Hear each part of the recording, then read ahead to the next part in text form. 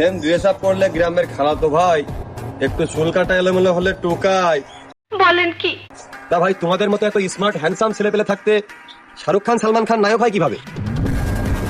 তোর মাথা নষ্ট।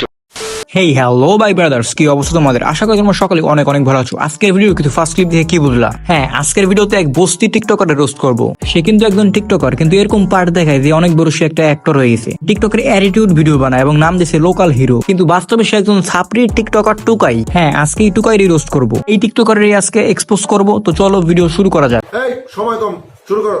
সেম ড্রেস আপ করলে গ্রামের খালাতো ভাই একটু চুল কাটা এলোমেলো হলে টোকায়। তো আরে ভাই রে ভাই, কে তুমি? তা ভাই তোমাদের মতো এত স্মার্ট হ্যান্ডসাম ছেলে পেলে থাকতে শাহরুখ খান সালমান খান নায়ক হয় কিভাবে?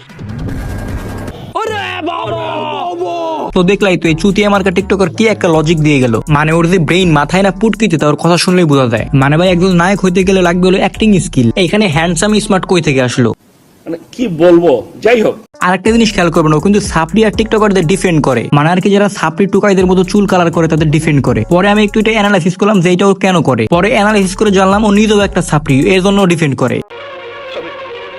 আমি বিশ্বাস করি না। সমস্যা নাই, আমি জানতাম আপনারা কেউ বিশ্বাস করবে না, এর জন্য আমি প্রমাণ নিয়ে আসছি।